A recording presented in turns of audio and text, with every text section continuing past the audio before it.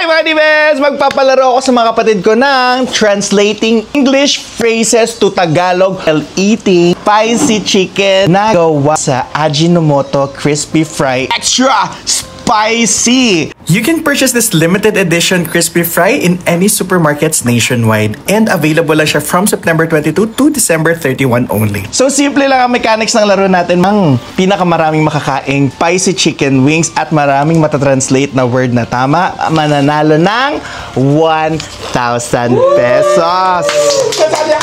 So one go! Hit the books. Tara, ano gawin na natin? Mag-aral na tayo. Pwede na kayo mag-aaral na mabuti. Heart in your mouth. Yung puso mo, nasa bibig mo.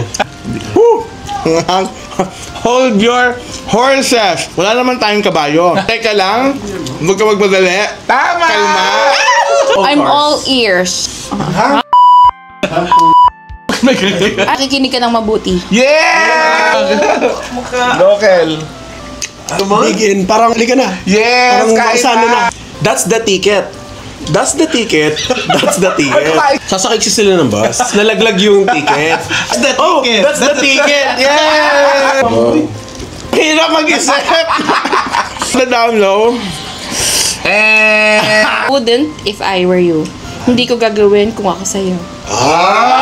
Itatagalog ng tiebreaker natin ay chill but do not freeze the packet contents to preserve freshness. Pwede itong maginaw, Wow! pero huwag itong palalamigin ng todo. Wow!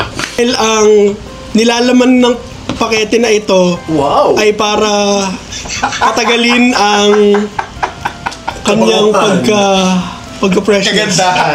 Pagka-freshness. Palamigin pero huwag patigasin. Bakit Patigasin naman. Tama naman. Tigas. Ang laman ng pakete para mapanatili ang kabaguhan. Sino ang baboto kay? Si Miguel. Ate. Kay Ate Mads. Ang nanalo sa ating translating English says to Tagalog, Ate Mads!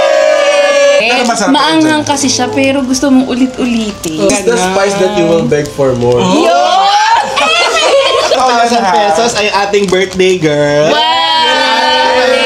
Congratulations. So guys, sana nag-enjoy kayo sa video na to ng aking mga kapatid and let me know in the comment section kung ano pa gusto nyo ipagawa sa amin. So, yun lang. Sana pa natin masarap matulong nyo kahit hindi tayo mayaman!